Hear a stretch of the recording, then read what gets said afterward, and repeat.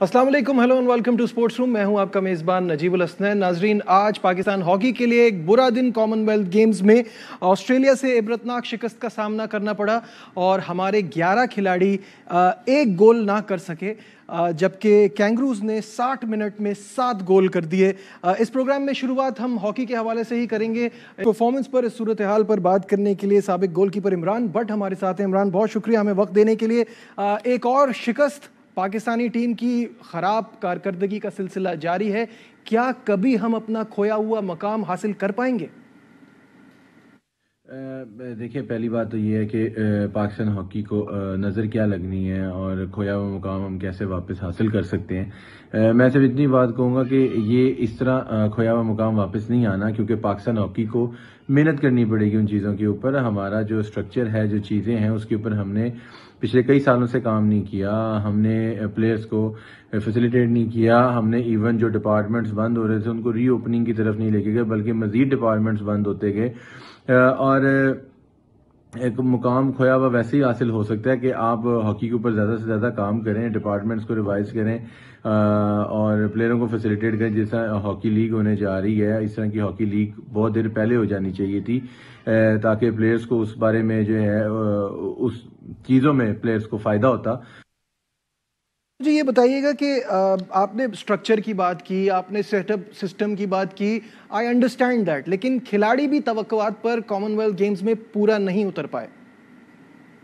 देखिए, Commonwealth games के अंदर मैं प्लेयर्स को बिल्कुल भी कसूरवार नहीं ठहराऊंगा और प्लेयर्स का कोई कसूर नहीं है। प्लेयर्स जिस फैसिलिटीज़ में अपने आप को खेल रहे हैं और जिस तरह वो परफॉर्म कर रहे हैं, जितनी उनमें हिम्मत ताकत है, वो पाकिस्तान के लिए फाइट कर रहे हैं और प्लेयर्स जीतना चाहते हैं। प्लेयर्स ये भी चाहते हैं कि हम पाकिस्तान के लिए कुछ ना कुछ करें।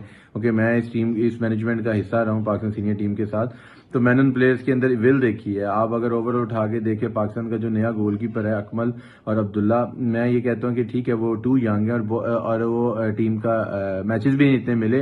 उस हिसाब से अगर उनकी परफॉर्मेंस देखें तो वो बड़ा अच्छा परफॉर्म किया उन्हें। अकमल ने खास तौर पर बहुत अच्छा परफॉर्म किया। बाकी जहां तक बात रही कॉमनवेल्थ गेम से तवक्को पे नहीं उतरे, देखिए जब आप प्लेयर्स को कुछ नहीं देंगे, डेली अलाउंसेस नहीं मिलेंगे, प्लेयर को उनके जिसे कहते हैं कि जो फैसिलिटीज हैं वो नहीं मिलेंगी, इवन आपने एक्मैन को अकोमोडेट नहीं कर पा रहे सही तरह फाइनेंस ना होने की वजह से, तो मेरे ख्याल से बाकी टीमें जितनी प्रिपरेशन और जितनी फैसिलिटीज के साथ आई हैं उनके साथ ये जितना भी मुकाबला कर रही हैं, बहुत बड़ी बात है। आप हमारे साथ ही रहिएगा। हमें आर स्पोर्ट्स कॉरेस्पॉन्डेंट शोएब जट ने भी ज्वाइन किया है। शोएब, हॉकी की इस वक्त जो बुरा हाल है उस पर हम बात कर रहे हैं और ऑब्वियसली ये कोई नई बात नहीं है। हमें अब एक्सपेक्टेशन भी हमने छोड़ दी है गाना इस टीम से, लेकिन कॉमनवेल्थ गेम्स में तो बहुत ही बुरी परफॉर्मेंस जा रही है। क्या कहेंगे?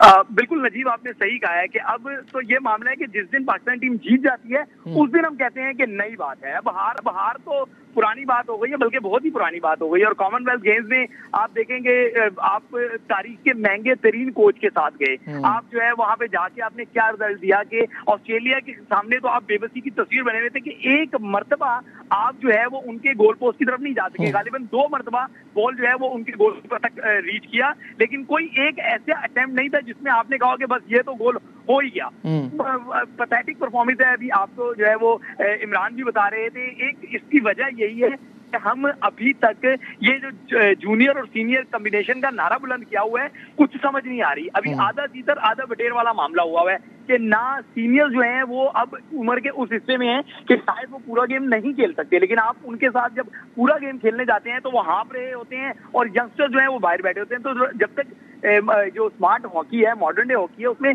रोटेशन की बड़ी अहमियत है। जब तक आप रोटेशन को अंडरस्टैंड नहीं करेंगे तो नताइज आपके इसी तरीके से निकलेंगे। आज आप 7-0 से हारे हैं, अल्लाह ना करे अगर यही रविश बरकरार रही तो वो दिन दूर नहीं है जब आप जो है वो 10-0 से हारेंगे। बिल्कुल, आप सही कह रहे हैं। शोएब, साथ ही रहिएगा। इमरान की तरफ दोबारा बढ़ते हैं। इमरान, मुझे बताइएगा, फेडरेशन के मसाइल जो हैं, क्या हॉकी के जवाल की वजह आपके ख्याल में ये है? देखिए, जो भी जैसे कि एसोसिएशन नीचे की तरफ जाती है, उसमें देखिए फेडरेशन को तो कोई क्रॉस नहीं कर सकता। फेडरेशन, पाकिस्तान हॉकी फेडरेशन एक अथॉरिटी है। हम प्लेयर्स की भी और बाकी चीज़ों की भी, और प्लेयर्स का रुख भी जो है वो पाकिस्तान हॉकी फेडरेशन की तरफ होता है, क्योंकि फेडरेशन, पाकिस्तान हॉकी फेडरेशन एक माँ की तरह है। तो अगर वही चीज अपने प्लेयर्स अपने जगह पे खड़े नहीं रहेंगे तो फिर प्लेयर्स भी ग्रेजुअली नीचे जाएंगे, पाकिस्तान की हॉकी भी नीचे जाएगी, क्योंकि हमने, मेरे ख्याल से मुझे नहीं लगता कि हमने कोई इसके ऊपर बहुत ज्यादा काम किया मजीद इन पास्ट भी। हम बस प्लेयर्स को स्पॉइल करते रहे हैं, प्लेयर्स जल्दी से जल्दी टू अर्ली निकालते रहे हैं। और मेरे ख्याल से कि ये जो बैच है पाकिस्तान हॉकी का, जो यंग बैच है, ये बैच अभी आगे जाके आना चाहिए था, और ज्यादा आगे जाके आना चाहिए था। अभी जो हमारे बाद जूनियर बनी थी, जो हमारा बैच जो 2009 का वर्ल्ड कप खेला था, उस बैच को 2018, 19, 20 तक चलना चाहिए था। उसके बाद जो 2013 का वर्ल्ड कप खेला हुआ था बैच, वो बैच फिर आगे कंटिन्यू करता, तो तभी मेच्योरिटी आती, क्योंकि ना हमारी फेडरेशन के पास प्लान था, ना उन्होंने कोई प्लान को एग्जीक्यूट किया, ना मार्केटिंग डिपार्टमेंट बनाया, बहुत पहले बना लेना चाहिए था। क्योंकि जब तक ये अपने आप को स्ट्रांग नहीं करेगा पाकिस्तान हॉकी फेडरेशन, तब तक ना प्लेयर स्ट्रांग हो सकते हैं, ना पाकिस्तान की हॉकी स्ट्रांग हो सकती है, ना हॉकी सर्वाइव कर सकती है। शोएब, जो बात इमरान कर रहे हैं फेडरेशन के मसाइल के हवाले से, और वो कह रहे हैं कि हमने जब प्लेयर्स को सही से मौका नहीं दिया, जो अच्छे खिलाड़ी थे उनको जल्दी अगर उनसे परफॉर्म नहीं हुआ तो हटा दिया, और फेडरेशन के मसाइल के ऊपर जो बात कर रहे हैं उस पर क्या कहेंगे?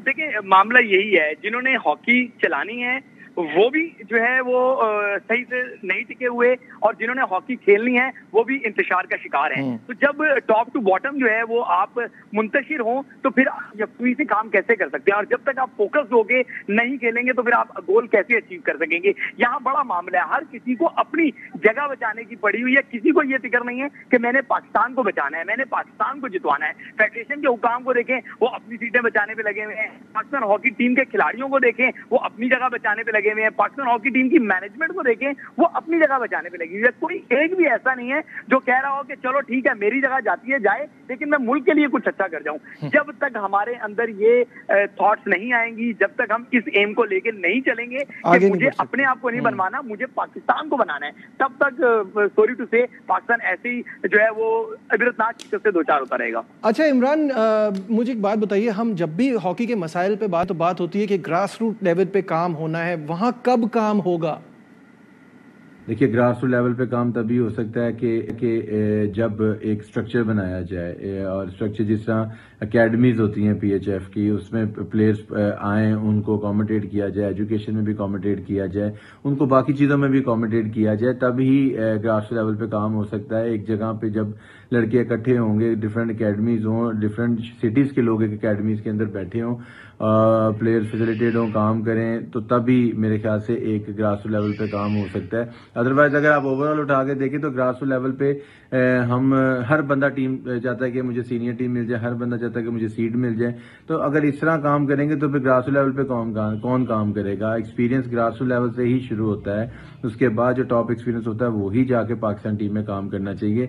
और ग्रास रूट लेवल का इंफ्रास्ट्रक्चर पाकिस्तान में जीरो है, कोई नहीं है। अगर ये स्ट्रक्चर बनाया जाएगा तो तब ही आप 5 से 7 साल बाद रिजल्ट की तवक्को। तो इमरान, फिर आप जो पाकिस्तान हॉकी है इसकी बर्बादी का जिम्मेदार किसको ठहराएंगे? देखिए कि मैं किसी एक को जिम्मेदार नहीं ठहराता कि पाकिस्तान हॉकी उनकी वजह से नीचे गई। देखिए, अगर फेडरेशन के प्रेसिडेंट सेक्रेटरीज ने पीछे पास्ट में अच्छे काम किए होते तो मेरे ख्याल से ये दिन हमें ना देखने पड़ते। और हो सकता है कि जो हमारे से पहले बहुत पुराने सेक्रेटरी प्रेसिडेंट गुजरे, उन्होंने कोई काम अच्छे किए हों जो उस वक्त पाकिस्तान हॉकी का रिजल्ट अच्छा था। लेकिन मैं ये समझता हूँ कि हमने कोई प्लान नहीं किया, हमने कोई चीज़ों को देखा नहीं कि अगर हम इन चीज़ों को बेहतर करेंगे तो प्लेयर्स भी स्ट्रांग होंगे, हम इन चीज़ों को बेहतर करेंगे तो हमारे रेवेन्यू भी जनरेट होंगे। तो मेरे ख्याल से कोई एक जिम्मेदार नहीं, जो भी इस फेडरेशन से मुंसलिक है वो सब इस चीज़ के जिम्मेदार है, क्योंकि पाकिस्तान हॉकी है तो हम लोग हैं, अगर पाकिस्तान हॉकी नहीं है तो हम लोग नहीं। अगर आज कॉमनवेल्थ गेम्स पे टीम ना गई होती तो हम किस पे डिबेट करते, हम किस पे बात करते? तो मेरे ख्याल से प्लेयर्स को सफर नहीं करना चाहिए, क्योंकि प्लेयर्स का रोजी रोटी जो है, वो जो चीज़ें हैं फाइनेंशियली सब इस फेडरेशन के साथ है। चले हमारे तरफ तो डिपार्टमेंट चल रहे हैं अभी जो हम लोग जॉब्स के ऊपर हैं, लेकिन जो प्लेयर्स अब भी नहीं। शोएब, बड़ी इंपॉर्टेंट बात की है यहाँ इमरान ने, आपसे भी यही जानना चाहूँगा कि हम बहुत सालों से ये बातें कर रहे हैं, अब तो एक ऐसा लगता है कि इट्स लाइक अ डेजा वू, बार बार यही परफॉर्मेंस, यही डिस्कशन रिपीट हो रही है। कौन जिम्मेदार है? हॉकी जो एक ऐसे लेवल पे थी पाकिस्तान में कि एक हॉकी का हर वक्त क्रेज था, अब कोई किसी को, आम पब्लिक को तो पता भी नहीं होता पाकिस्तान हॉकी टीम खेल रही है। देखिए नजीब, इसके पीछे विक्ट्री जो है बहुत बड़ा जो है वो की रोल अदा कर सकती है। और जब तक आपको विक्ट्री नहीं मिलेगी, आम लोग क्या, अब बहुत जल्द वो दिन भी आ जाएंगे कि खास लोगों को भी नहीं पता होगा, आई मीन से खास जो इस हॉकी से जुड़े हुए हैं, चाहे वो हॉकी प्लेयर्स हो, चाहे वो स्पोर्ट्समैन हो, चाहे वो मीडिया पर्सन हो। बहुत जल्द ये टाइम आ जाएगा कि जिस तरीके से बाकी बहुत सारी खेलों की टीमें खेल रही होती हैं, लेकिन आपको पता ही नहीं होता, इस तरीके से आपके कौमी खेल हॉकी का भी हाल होगा। मैं समझता हूँ इसमें कोई कसूरवार नहीं है, इसमें सीधी सीधी आपकी कसूरवार है कि आपकी हुकूमत जो है वो क्यों नहीं इस पे तवज्जो दे रही। क्यों हम एक तबाही के बाद जो है वो शायद हम इसका जो है वो इंतजार कर रहे हैं कि ये गेम हमेशा के लिए पाकिस्तान से खत्म हो जाए। अगर हम इसका इंतजार कर रहे हैं तो फिर वो दिन भी बहुत ज्यादा दूर नहीं है। तो इसका सबसे बड़ा स्टेक होल्डर गवर्नमेंट है, क्योंकि ये पाकिस्तान का नाम है, हॉकी फेडरेशन फर्द वाहिद का नाम नहीं है, ये एक मुल्क का नाम है। तो मुल्क के लिए मुल्क को आगे आना होगा। बहुत बहुत शुक्रिया Shoaib, thank you so much. Shoaib हमारे साथ थे। आखिरी सवाल इमरान से करेंगे और फिर उसके बाद ब्रेक पे जाएंगे। इमरान, शोएब ने जो बात की वाकई ये बड़ा दिल खराब करने वाली बात है कि हॉकी का जो हाल है, अब जो लोग जानते भी हैं कि पाकिस्तान हॉकी खेल रही है या कोई मैचेस चल रहे हैं, वो भी कुछ टाइम के बाद, वो दिन दूर नहीं है कि जब वो भी इंटरेस्ट नहीं लेंगे और कोई मैच देखेगा भी नहीं। तो नौजवानों की दिलचस्पी बढ़ाने के लिए, इस कौमी खेल को जिंदा रखने के लिए हमें क्या करना होगा? देखिए, नए खिलाड़ियों में हॉकी की दिलचस्पी इस तरह ही बढ़ सकती है कि हमने जिस तरह ये हॉकी लीग ऑर्गेनाइज करें, देखिए जो अच्छी चीज़ है उसकी हम सब तारीफ करेंगे, लेकिन ये हॉकी लीग सिर्फ एक एडिशन तक नहीं होनी चाहिए। जैसे 2005 में ब्रिगेडियर मसदुल्लाह ने एक हॉकी लीग करवाई थी, उसके बाद उस हॉकी लीग का पता भी नहीं कि दोबारा हुई नहीं, और उसमें इंडियन प्लेयर्स भी आए थे। देखिए, हॉकी लीग के एडिशन होने चाहिए, जैसे PSL आपकी चल रही है। अगर आप कोई चीज़ लॉन्च कर रहे हैं तो उसको वेल प्रिपेयर्ड करके लॉन्च करें, ताकि प्लेयर्स के पास 5 से 7 साल, 8 से 9 साल, 10 साल हों कम से कम कि हम इस लीग का हिस्सा बने रहें। तो ये चीज़ें बहुत इंपॉर्टेंट है। पाकिस्तान हॉकी लीग बहुत इंपॉर्टेंट है। देखिए, अब तो डिपार्टमेंट भी बंद हो गए हैं, तो आप किस बच्चे को क्या क्या के बुलाएंगे, किस तरह बुलाएंगे आप बच्चे को हॉकी खिलाने के लिए? पहले तो बच्चे इसलिए हॉकी खेलते थे कि यार PIA मिल जाएगा, कस्टम्स मिल जाएगा, वापडा मिल जाएगा, नेशनल बैंक मिल जाएगा, हबीब बैंक है। अब जो बहुत सारे डिपार्टमेंट बंद हो चुके हैं, तो अब तो हम उनको ये भी नहीं कह सकते कि आपको डिपार्टमेंट दिलवा देंगे। ठीक है, बहुत बहुत शुक्रिया। बड़ी इंपॉर्टेंट बात की इमरान ने यहाँ के डिपार्टमेंट्स के होने से एक फ़ायदा होता था कि इंटरेस्ट रहता था खिलाड़ी का कि अगर वो टीम में नहीं भी जा पाया तो उसको एटलीस्ट नौकरी तो मिल जाएगी। साथ शोएब जट भी थे और ये हॉकी के सवाल पे हम बात कर रहे थे। यहाँ लेते हैं छोटा सा कमर्शियल ब्रेक, कहीं मत जाइएगा, विल बी राइट बैक।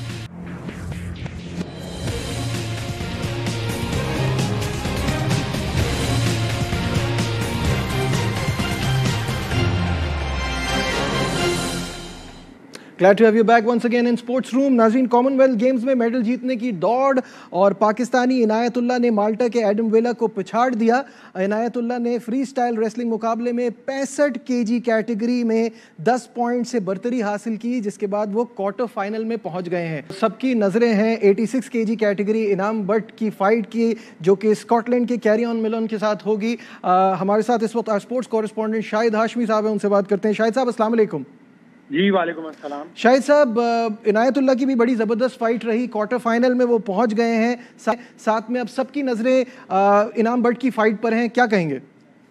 इनाम पहले के भी गोल्ड मेडलिस्ट हैं, मुख्तलिफ इवेंट्स में वर्ल्ड लेवल के बड़ी अच्छी कारकर्दगी दिखा चुके हैं, तो उनसे भी यही तवक्को है कि वो गोल्ड मेडल दोबारा जीतेंगे 86 किलोग्राम की कैटेगरी में। इनायत ने आज बड़ा इम्प्रेस किया, जिस तरह उन्होंने पॉइंट स्कोरिंग की है वो कमाल की थी। रेसलर के लिए सबसे मेन चीज यही होती है कि उसको पता होना चाहिए कि आपने ओपोनेंट के खिलाफ किस तरह पॉइंट स्कोरिंग करनी है। उसने 10 पॉइंट बनाया और जिस तरह उसने लड़ी है अपनी रेसलिंग, कमाल की, और उसको भी मेडल टेबल पर जरूर आना चाहिए।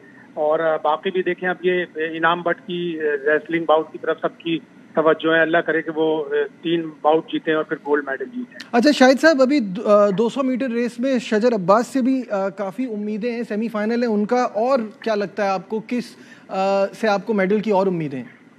देखिए, काफ़ी अरसे बाद, तकरीबन 30 साल बाद कोई पाकिस्तानी एथलीट किसी भी इवेंट के फाइनल में पहुंचा है। अगर आप ट्रैक फील्ड की बात करें, मतलब जो रनिंग की फील्ड होती है उसकी बात करें, तो 25-30 साल बाद कोई अगर आदमी फाइनल में, सेमीफाइनल में आया है, तो बड़ी अचीवमेंट है। सेमीफाइनल भी अबूर करना चाहिए। शजर अच्छे, उनकी डिटर्मिनेशन बड़ी अच्छी लग रही है। 1-2 इंटरव्यूज मैंने उनके देखे, तो उनको चाहिए कि कम से कम मेडल जीत के आएं। और हमारे लोगों को यही जरूरत है कि इन्हीं एथलीट्स में इन्वेस्ट करें, जैसे वेट लिफ्टर्स हैं, जैसे रेसलर हैं, जूडो वाले हैं, और शजर अब्बास, इस टाइप के अगर एथलीट्स में हम इन्वेस्ट करेंगे तो हमें इंशाल्लाह आगे भी इवेंट्स में मेडल्स मिलेंगे। ठीक है, बहुत बहुत शुक्रिया। शाहिद हाशमी साहब हमारे साथ थे और इसके हवाले से अपना पॉइंट ऑफ व्यू दे रहे थे, इन एथलीट्स के हवाले से अपना पॉइंट ऑफ व्यू दे रहे थे। मूविंग ऑन, बात करेंगे कॉमनवेल्थ गेम्स में पाकिस्तान को गोल्ड मेडल जिताने वाले नूर दस्तगीर बट अभी भी मुतमईन नहीं है, कहते हैं आगे भी कौम के लिए मेडल्स जीतने हैं। तो ये हंगर होती है एक एथलीट की जो कि नज़र आ रही है। उन्होंने बर्मिंघम में ARY न्यूज़ के नुमाइंदे जाहिद नूर से बातचीत किया, आइए आपको दिखाते हैं। जी बिल्कुल, हमारे साथ इस वक्त मौजूद है नूर दस्तगीर बट, जिन्होंने पाकिस्तान के लिए गोल्ड मेडल हासिल किया है 109 प्लस की कैटेगरी में और मजमूई तौर पर उन्होंने 405 किलो वजन उठाया। इनसे बात करते हैं कि अपनी कामयाबी के बाद क्या कहते हैं। ये जो जज्बात हैं ये बयान नहीं हो सकते, ये लफ्ज़ों में बयान बिल्कुल नहीं हो सकते, क्योंकि इस टाइटल के लिए मैं 7 साल से लगातार स्ट्रगल कर रहा हूँ। तो अल्हम्दुलिल्लाह ये टाइटल लेके मुझे बहुत खुशी हुई है। अच्छा बट साहब, यहाँ तक पहुँचने के लिए कितनी मेहनत लगी, किसको क्रेडिट देंगे इसका सारा? मैं ये जो मेडल है अपने फादर को डेडिकेट करता हूँ। ये आई थिंक ये उन्हीं की मेहनत है और ये उन्हीं की वजह से मैं आज यहाँ पे हूँ। तो ये मेडल जो है अपनी फैमिली और अपने फादर के नाम करता हूँ। खुराकें कौन सी खास खुराक है कोई खाने के लिए या कोई आम खुराक ही खाते हैं? नहीं, देखें जो प्लेयर होता है, प्लेयर एक बड़ा ख़ास होता है। प्लेयर ऐसे नहीं बन जाता, प्लेयर बहुत प्यार से बनते हैं। तो जाहिर बात है एक नॉर्मल बंदे से हट के खुराक होती है प्लेयर की। अगले 2 साल का क्या प्लान है आपका? ओलंपिक्स भी है तो क्या प्लान है, क्या पाकिस्तान को कहाँ पे और रिप्रेजेंट करेंगे? जी इंशाल्लाह ताला उम्मीद है कि अब क्वालिफाइड राउंड स्टार्ट हो जाएंगे ओलंपिक्स गेम के, तो इंशाल्लाह ताला पेरिस ओलंपिक लाजमी इंशाल्लाह ताला पाकिस्तान के लिए रिप्रेजेंट भी करेंगे और इंशाल्लाह ताला मेडल मिलेंगे। बहुत शुक्रिया। हमारे साथ मौजूद थे नूर दस्तगीर बट, जिन्होंने पाकिस्तान के लिए गोल्ड मेडल जो है वो कॉमनवेल्थ गेम बर्मिंघम में जीता और इन्होंने यहाँ पे पाकिस्तान का नाम जो है वो बुलंद किया। बड़ी मेहनत, 7 साल की अनथक मेहनत के बाद वो इसमें कामयाब हुए, उनको एक बार फिर हम सब की तरफ से बहुत बहुत मुबारकबाद। आज के प्रोग्राम में बस इतना ही। दीजिए अपने मेज़बान नजीबुल हसनैन को इजाज़त, अपना बहुत ख्याल रखिए। अल्लाह हाफ़िज़। अहम तरीन खबरें अब एक क्लिक की दूरी पर, आपके पसंदीदा टॉक शोज हों या अहम मुल्की या गैर मुल्की शख्सियात की न्यूज कॉन्फ्रेंसेस, हर लम्हा बाखबर रहने के लिए सब्सक्राइब करें हमारा YouTube चैनल।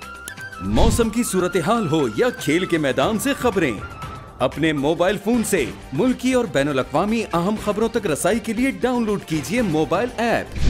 बावसूख ज़राए से मुसद्दिका खबरों, तज्ज़ियों और तबसरों से मुस्तफ़ीद होने के लिए विजिट कीजिए पाकिस्तान की सबसे बड़ी न्यूज वेबसाइट www.arYnews.tv। इन सब के अलावा पाकिस्तान का सबसे बड़ा फेसबुक पेज हो, सबसे बड़ा न्यूज इंस्टाग्राम अकाउंट या फिर ट्विटर, ARY न्यूज पहुंचा रहा है खबरें सबसे पहले आप तक, ताकि आप रहें हर लम्हा बाखबर।